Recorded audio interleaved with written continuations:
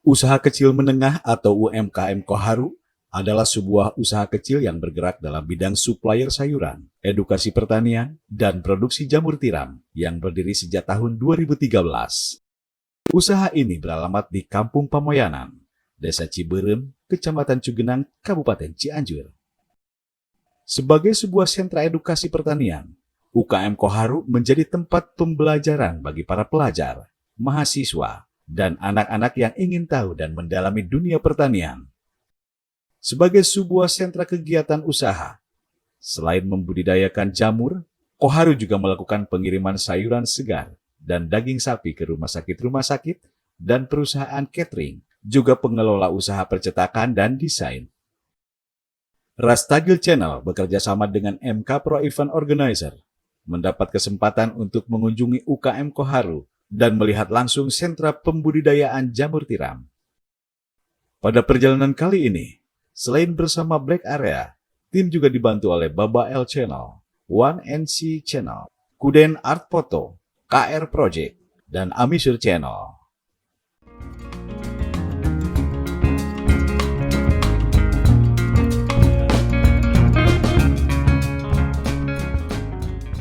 Assalamualaikum warahmatullahi wabarakatuh. Bareng Babah L Channel. Sekarang hostnya dua dengan Nenggelis Teh Ami ya. Hai. Hari ini kita bukan kedatangan tamu, kita yang namu. Kita yang nama. Kita jalan-jalan ke Koharu. Koharu non? UKM Koharu. UKM Koharu. Yang beralamat di Di mana itu Teh? di Kampung Loji Pamoyanan Desa Kampung Ciberem. Logi Pamoyanan. Sarongge ya, Pak? Sarongge Dengan Bapak Akang, Samsul Kohar. Bapak Akang, Saya Bapak manggilnya Akang apa? Kela. Mangga bode Koharu, mangga bode Kohar, mangga bode Akang Samsul, aja ya, mangga, ada mangga Bapak. Akang, mangga. Bapak aja deh. Ya, Pak Samsul, kita lagi pengen belajar nih, pengen belajar Main. banyak hal. Share, Belajar Pak, sambil share, bermain, share, sambil share, belajar, share. sharing. Kang Koharu kan namanya juga sudah Koharu, berarti iya mah buah banget itu cita-cita usaha teh. Cerita sedikit sejarah.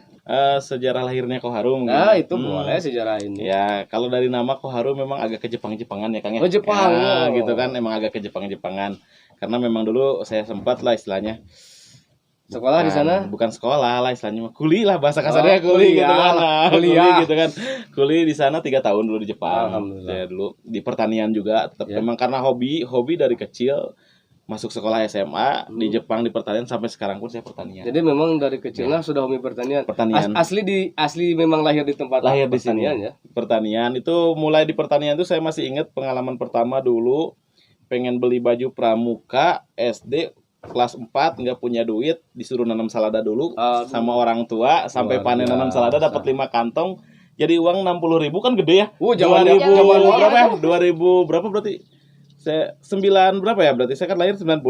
Ya. 2001 ya. Oh, 2001-an kan 60.000 cukup pakai beli baju pramuka Cukup. seset kan. Saya pembina Oh pramuka jadi iya, tahu. bener ya kan. Dulu kan seperti itu. Dulu mulai Luar awalnya biasa. suka di pertanian itu gitu kan. Ya sampai sekarang. Nah, ketika pulang di Jepang, ya mungkin kita harus usaha juga ya. Jadi Terus, memang turunnya sudah pertanian. Gitu memang Teh Ami. suka tani dari dulu gitu kan. Setelah itu ya pulang dari Jepang, nama apa sih yang akan kita pakai? Pas saya dulu di Jepang dipanggil nama saya Samusuru Koharu gitu Ya. kan. Ya. Itu kan saya pakai yang Koharunya karena mengandung artinya yang cukup manis lah ibaratnya Apa gitu. tuh artinya? Koharu itu dari kanji ko atau kodomo yang artinya anak. Ya. Haru itu adalah musim semi. Oh, dua suku Ya, kata. yang disebutnya itu musim semi itu musimnya sakura. Ya. Mekar-mekarnya Jadi sakura. mungkin itu nama hoki ya. Mungkin gitu. Jadi namanya Koharu itu anak di musim semi. Jadi kan memang Indah istilahnya- memang. memang itu karena di musim semi tersebut waktu mekar-mekarnya sakura gitu kan. Modelnya gitu. Itu sih pertamanya gitu. Terus keunggulannya apa nih Pak yang perlu diketahui oleh publik dalam bidang ini? Nah, mau milih ieu gitu. Oh, kenapa di pertanian ya, Pak? Iya. Satu Khususnya jamur gitu. jamur satu Biar karena publik tahu kan gitu Pak. jadi memang apa ya disebutnya itu kenapa di pertanian karena satu memang dari hobi saya gitu kan. Ya, yang tadi kedua bisa. melimpah. Betul. Dan arti petani mungkin pernah dengar Iya. apa?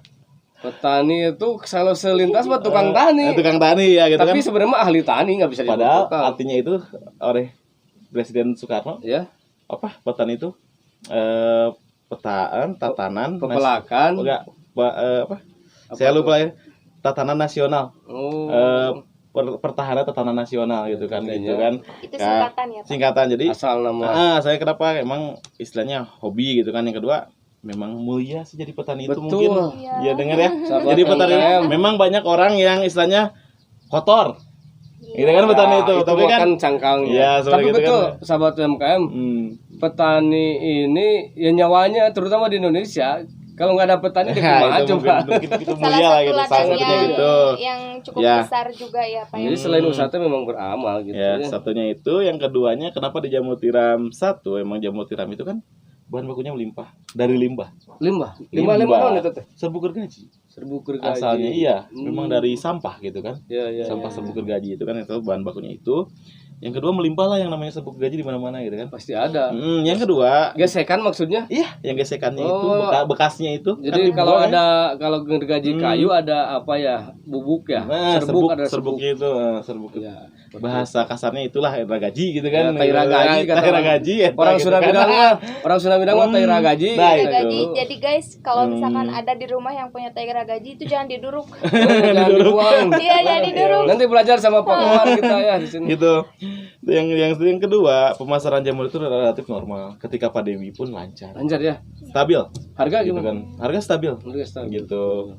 Terus yang selanjutnya, jamur itu hampir sama dengan yang namanya daging ayam. Nah, Itu. Iya. Si jamur tiram tuh sama dengan daging ayam. teksturnya Ya, rasanya yang beda itu daging ayam itu terlalu banyak mengandung apa? lemak. Lemak. Sama. Jamur itu, sayuran itu yang mengandung Iya. protein. Nah, itu bedanya di sana.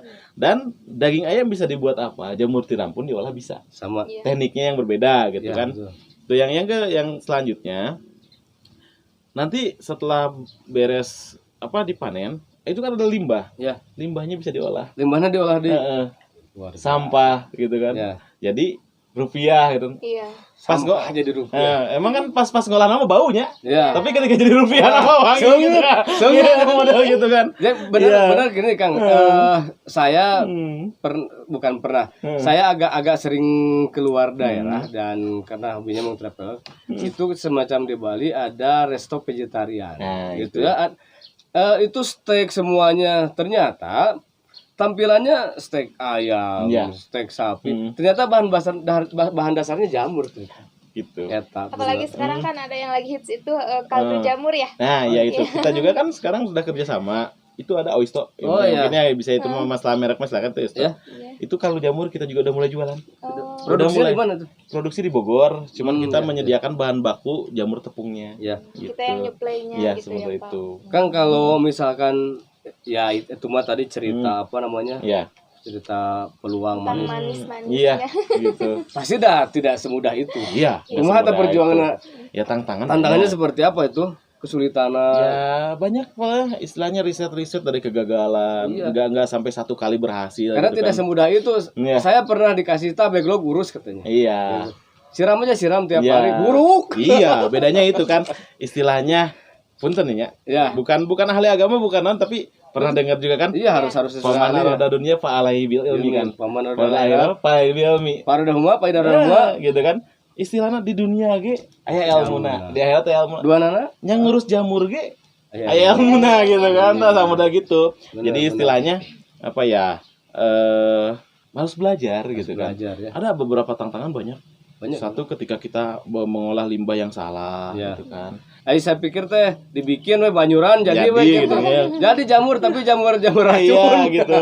Ada prosesnya itu dari awal sampai akhir itu bisa menghabiskan sampai 2 bulan. Dari mulai 0 sampai kita tumbuh jamur kulit itu 2 bulanan. Prosesnya teh Prosesnya itu luar biasa. itu lama gitu kan. Pertamanya itu biasanya kita yang paling beresiko itu di dalam inokulasi atau pembibitan. Karena harus serba steril semuanya gitu. Iya, iya. Kalau di pembibitan itu. Maaf nih Pak, kalau ini Bapak itu mulainya dari tahun? Saya pulang dari Jepang 2013. Oh, Sudah jadi lama, kan? maksudnya mulai di bidang ini itu Iya. langsung. Pokoknya saya 7 setelah tahun berarti ya. setelah pulang dari sana, saya itu jujur aja, nanti juga kalau misalkan ada teman-teman yang kan sekarang banyak ya, yang dari Jepang, Oh, iya, yang iya. kerja di Jepang pulang ke sini, ura-ura kayak gitu, Nah, punya ulang, mobil gitu kan, pas terakhir yang ulang gitu. Saya tuh cuman satu terinspirasi dulu ketika pulang dari Jepang. Ketika kita pulang dari sana untuk berfoya-foya, Habislah uang kita. Betul. Punya ratusan juta Wah, berapa saya gitu. partos semua di Nah, model gitu. Saya berpikir ya udah, saya langsung pulang, itu cuman paling seminggu pun nggak di rumah. Ya, mulailah ini itu. Belajar gitu kan sedikit-sedikit, banyaklah jungkir baliknya ada. Memang di Jepangnya di pertanian juga. Pertanian sih. Di bidang apa tuh Jepang? Pertanian di bidang packing seperti tadi. Oh, Nah, memang terus sayur gitu memang kan. ngurus tani di Terus Jepangnya juga. memang di kebun juga Sanes gitu. babalapannya. Sanes. Sanes. Jika non teh drive and non. Tokyo drive. Sanesnya Sanes. seperti gitu. Model gitu. Tantangan banyak. Ya. Kegagalan banyak. Tapi kan kalau kita tidak punya itu tidak belajar. Iya. Di masa pandemi kumaha? Masa pandemi mungkin saya sistemnya berpikirnya seperti ini. Mungkin pernah ada yang bilang apa? Rumus SWOT kayak gitu, Ya. strength, Ya, weakness, ya, opportunity, ya. threat gitu kan. Ada peluang, Ada tantangan gitu ada kan ya. kesempatan, ada Nah, hambatan gitu kan. ya. Sama ada kekuatan, ada kelemahan. Nah, di sana Dianalisis. Dianalisis juga. Ketika kita mempunyai tantangan, di situ pasti ada peluang. Ada peluang. Gitu. Peluang apa ya kita cari gitu kan. Nah, ketika pandemi kan Semua ketika collab. kan lockdown, PSBB gitu Ya. kan semua kan. Ya. Dengar kan semua Ya. mati gitu kan. Nyaris collab. Tapi ada peluang kecil tuh. Selalu ada. Kayak lihat ketika pandemi collab di Jakarta, Jabodetabek itu yang belanja ke pasar itu berkurang karena takut kan. Ya, takut. Apa yang kita ambil? Ya kita antarkan. Supply. Supply. Kita buka online 2000 pas waktu lockdown, waktu itu kita buka langsung online. Ya alhamdulillah. Dengan istilahnya intinya networking dengan orang-orang sana juga. Kita punya orang sana misalkan di Jakarta ada satu agen. Silaturahmi helanya. Silaturahmi dulu awalnya. Iya, Per setiap daerah punya satu agen. Kita kirim sayurannya ke sana. Langsung mereka sebar gitu. Jadi nyaris nyaris UMKM itu betul daya tahan bisnisnya luar biasa. Kalau skala makro itu collab. Gitu. Jadi sahabat UMKM jangan menyerah. Ini buktinya nih. Orang lain mah pandemi teh collab ya mau kalah ka order tinggal lobaan. Ya, gitu. Aduh, Makanya luar ketika biasa. kemarin dibuka new normal, Ya. ya mungkin saya yang agak tersisihkan. Oh, agak geser dikit, tapi Ya. saya cari peluang lagi nih. Apa nih peluangnya lagi di Sekarang kan sayur udah gitu mulai kan. lagi ya Pak ya. Ya, peluang lagi di sayur ternyata ya semodel bantuan-bantuan di luar daerah itu kan yang mungkin Iya, bantuan yang pemerintah. dari Agnia pemerintah Ada juga pernah butuh. dengar bantuan Ewarung pemerintah 200.000 tuh Iya. sebulan. Ya Ewarong Kan di dalamnya itu wajib ada nabati, protein hewani gitu kan. Betul. Pas dilihat sayur dan buah juga wajib masuk. Supplier di situ Nah, masuk. gitu saya juga masuk ya cari-cari link lah. Sampai ya mungkin dapat link, Ya, katulah. kita kirim gitu.